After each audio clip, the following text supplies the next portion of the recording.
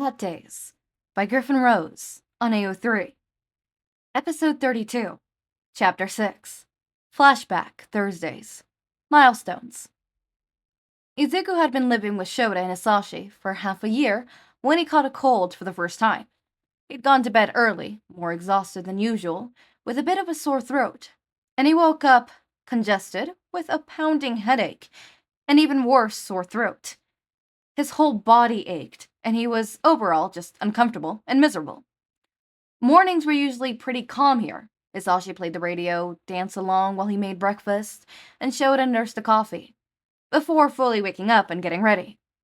They had to be at work before Izuku needed to be at school, so they dropped him off early before school program. Izuku had absolutely no desire to go to school that day. He didn't really want to get out of bed either. But he wanted Shouta, so he threw off the covers and swung his feet to the floor. The hardwood was cold, and he grabbed one of his extra blankets to wrap around his shoulders and shuffle out of the room, sniffling unhappily. "Izuku?" Shouta called from the kitchen. He sounded more alert than he usually did at this time. Izuku followed his voice like a fish on a hook, sniffling again. Shouta sat at the table, opening his arms up for Izuku to climb into his lap. Izuku curled up against his chest and made a little whining sound. "Not feeling well, little listener?" Hisashi asked, turning the radio down. Izuku shook his head. Shouta carted his fingers through Izuku's hair, and then pressed the back of his hand against Izuku's forehead. "You are pretty warm. Do you want to stay home?" Izuku nodded and pressed his face against Shota's chest. "All right. Are you hungry, or do you just want to go back to sleep first?" He shrugged. If he was hungry, he couldn't really tell.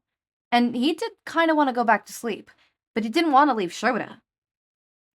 "Want to sleep on the couch for a bit?" Hisashi offered. "We can put on one of your shows." It still wasn't entirely what he wanted, but maybe it would distract him. He nodded. Shouta carried him on the couch and pulled up an All Might cartoon. "I'm gonna call both of us out today, and I'll be back, okay?" He ruffled Izuku's hair. Izuku curled up in his blankets. He felt like he was about to cry, and he didn't even know why. He was just that miserable. Shouta called UA first. He never had to take a day off before, but they had a system ready for teachers who couldn't come in last minute. It happened frequently when 90% of the staff was active pro heroes. Then he called Izuku's school so they knew he wouldn't be in, and he rifled through the medical cabinet to find something for the kid. He and Hisashi had one of the best home first aid kits out there, stocked fully with bandages and disinfectants. They had creams for bruises and burns and sore muscles, cough drops in several different flavors, and 3 open containers of allergy meds. They had some fever reducers and pain relievers, and they were shockingly short supplied on cold medicine. The fever reducers would work for now. He'll have to ask Hisashi to pick some up later, or use one of those delivery apps. Speak of the devil, Hisashi leaned into the bathroom. "You gonna be okay, or do you want me to hang around too?" "We'll be fine," Shouta said. He'd no doubt Izuku would mainly spend the day sleeping, most likely on his lap. The kid might turn into a cat most of the time. He was really more like a coyote. "If you could pick up some cold medicine, though, I'd appreciate it." "Got it," Hisashi said. "I pulled out the chicken noodle soup for you. It's on the counter." "Thanks," Shouta said. While he was getting better in the kitchen, Hisashi still didn't trust him alone. Heating up a can of soup was one of the few things within his skill range. "Keep me posted," Hisashi said. "Let me know if you want me to pick you up anything else too." "I will." Maybe while Izuku slept, Shouta could find some way to thank his best friend for all he did for them. Words could never express his gratitude. Hisashi whispered goodbye to Izuku and slipped out the door while Hisashi filled a cup with water and brought the fever pills to Izuku. "I've got some medicine for Izuku." The couch was missing one sick kid. Shouta was surprised Izuku had enough energy to move. He certainly hadn't seemed like it before. Oh, Izuku hadn't gone anywhere. He simply morphed and disappeared into the blanket. Odd time to morph.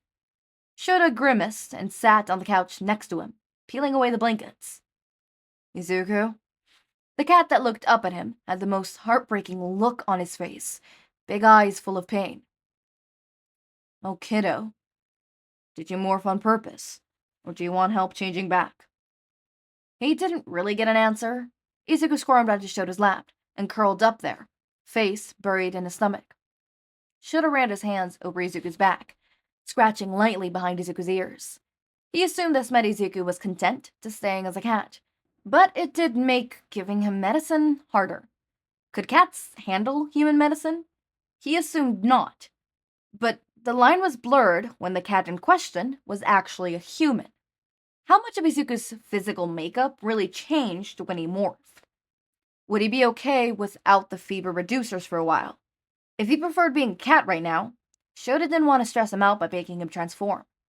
He was starting to wish he picked up one of those parenting books, but he had a feeling none of them explained what to do in this scenario. He leaned over to try and see Izuku's face. Kiddo, I've got some medicine for you. Think you could change back for a few minutes? Izuku pressed his face further into Shota's stomach, so he took that as a no. What was he supposed to do now? He pulled out his phone, intending to call Hisashi, but then he realized Izuku would overhear and probably notice the worry in his voice, so he texted and said, So, Izuku turned into a cat before I could give him medicine. What do I do now? He did what? Why? How should I know? Stress, maybe? Poor kid. Sashi, focus. He hasn't had medication yet. Should I undo the morphing or let it be? Let it be for a while, see if he changes back on his own. If he doesn't, am I supposed to take him to a doctor or a vet? Oh man, that's a really good question. I don't know? Maybe call around and ask? It was the only bit of helpful advice Hisashi had at the moment. So while Izuku slept in Shota's lap, he searched for nearby pediatricians and veterinarians. He also debated calling Recovery Girl. Did her Quirk work on animals too, or just people? A couple of doctors' offices had online chats, so he used those to ask if they could treat a kid turned into a cat. They all misunderstood at first and thought he wanted help changing the kid back, and he grew frustrated having to explain this was normal. Finally, he gave in and called Recovery Girl. She was absolutely dreadful at responding text messages, so he'd had to actually call. Hopefully Izuku was in deep sleep. Good morning, Shouta, she greeted. Did you get hurt on patrol again? No, actually, Shouta said. I need to know if your quirk works on animals. Well, that's certainly a random question, she said. He looked up at the ceiling for the patience he was quickly losing. My kid is sick, and he's currently a cat. What are his symptoms? Recovery Girl asked, finally slipping into her business voice. Fever and exhaustion, congestion. He didn't tell me anything else before he morphed. Sounds like just a cold. Even if I try to use my quirk on him, he likely didn't have much spare stamina to speed up the process along. Considering how Izuku was already asleep, Shouta was inclined to agree. What do you suggest, then? Should I take him to a vet or a doctor? If you think he's getting worse, bring him in to me. Some rest and cold medicine should be enough. I can't give him any medicine when he's a cat, though, Shouta said, unless I force him to transform back. Give him some time to sleep and calm down, Recovery Girl told him. You'll be amazed what a little time and rest can do for the body. He was sure he would be, but that didn't stop the incredible amount of worry he felt now. But he trusted her, so he hung up the phone and tried to relax, taking care of a few emails on his phone to let Izuku sleep undisturbed for as long as he could. Hisashi checked in again, and Hisashi told him what Recovery Girl said. After about 2 hours, Izuku woke up a little. Not a lot, but he was overall more responsive to Shouta asking him questions. I need you to morph back for me, kiddo, he said. Izuku blinked at him and whined. You need medicine, and I bet you're hungry. I doubt you want cat food right now. Izuku violently shook his head at that, and rubbed his paws over his ears. It was one of those realizations he had after learning his cat was actually a kid, when he thought back to all the obvious signs he had missed. He fed a human kid cat food for 3 months. Izuku had grimaced and scrunched up his nose in distaste when Shouta brought it up.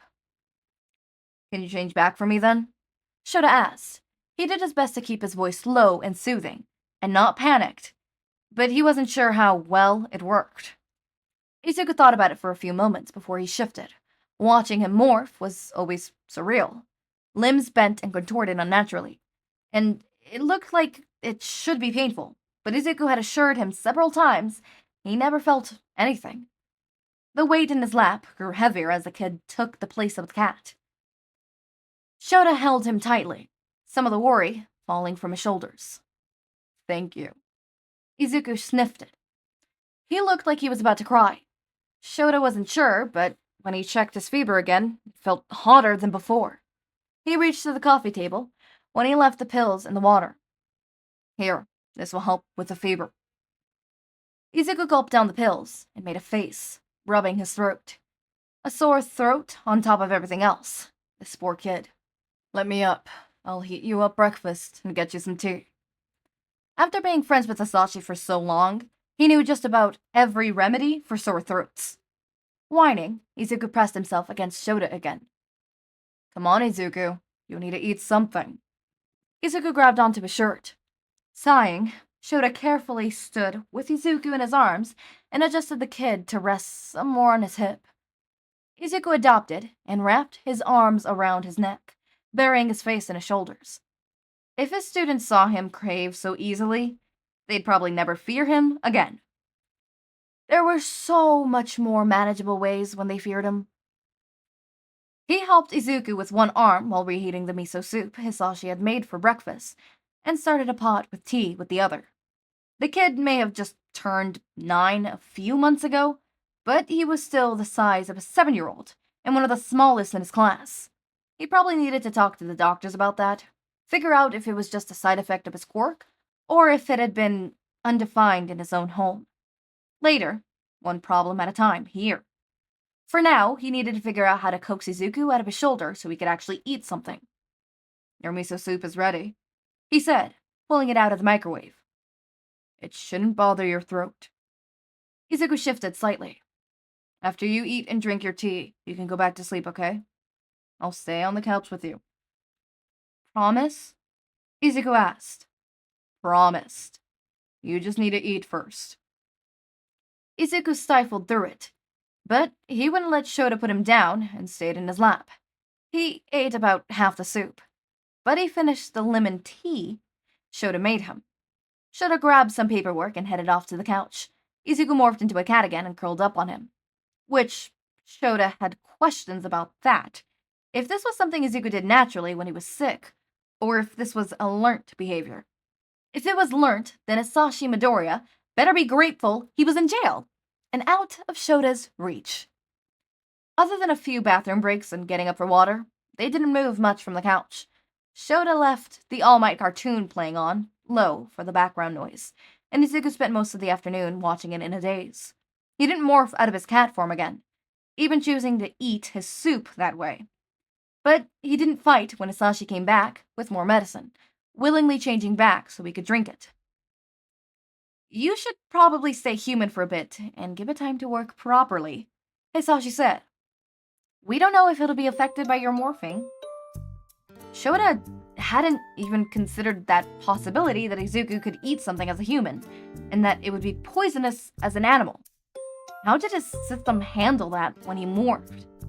He had to have a higher tolerance for that stuff, right? Izuku pulled his legs onto the couch and curled up against Shouta's side. "Sorry, I didn't mean to." So it was stress reaction then. That was good to know. Shouta ran a hand through sweaty curls. "It's alright. You don't have to apologize. Just focus on feeling better, okay?" Izuku nodded slowly, relaxing against him. He dozed for about an hour before Hisashi started making dinner, and the sounds of the kitchen woke him up. Shouta suggested he showered now that he was awake, and Izuku paddled off to the bathroom. He took the opportunity to stretch and work out his stiff muscles. It had been ages since he sat in place so much in one day, and his body was protesting. Izuku was still feverish the next day, but he didn't morph again and seemed to be over the worst of it. While still clingy, he wasn't such a brat about leaving Shouta's side either. By dinner, he was nearly back to normal, only sniffling occasionally. He was back at school the next day, which meant so was Shouta. He took his lunch break in Recovery Girl's office, so he could ask her about Izuku. It is tricky with his morphing, Recovery Girl agreed. Honestly, I recommend taking him to a quirk analyst so they can determine how much of his biologically changes, and what effects his morphing has on his digestive process. He hated the idea of putting Izuku through tests like that, but it would be beneficial in the long run, right? They needed to know how Izuku would react to potential treatments. A lot of common medicines could be poisonous to him, or on the flip side, certain animal medicines might work better for him. Except, even then, what worked for one animal would kill another, so how were they supposed to narrow it down? He had a headache. Recovery Girl patted his arm. One step at a time, Shouta. Take him to an analyst and see what they say. Yeah. He still wasn't convinced, but he turned the idea over in his head for the rest of the day. He meant to bringing it up with Hisashi after Izuku was asleep, and couldn't overhear, but he was a little too out of it during dinner. And rather than making up an excuse, he opted to just bringing it up now and getting it over with. If Izuku hated the idea, that ended the discussion. He should have known better. Izuku loved the idea. Will they be able to tell if I get an animal disease? Or explain where all my mass goes when I'm smaller? We just learned about mass in science, and I've been wondering about that. Hisashi laughed. Well, they're certainly more likely to know than we are. Izuku nodded solemnly, and then started muttering other questions he had about his own quirk. They went throughout the questions. Clearly something the kid had been thinking about for a while, and definitely things they needed to know in the future if anything happened. He was certainly surprised at some of the questions Izuku mumbled, just because he never would have expected a kid to think of things like that. Were all kids this smart? Or was Izuku an exception? He didn't have a basis to go off of. Maybe he should ask Tensei. Actually, now that he was thinking about it, Izuku's grades were incredible. Even after missing 3 months of school and getting uprooted just a few months later, his grades were always excellent. He always thought the teachers had just been lenient on Izuku's adjustment.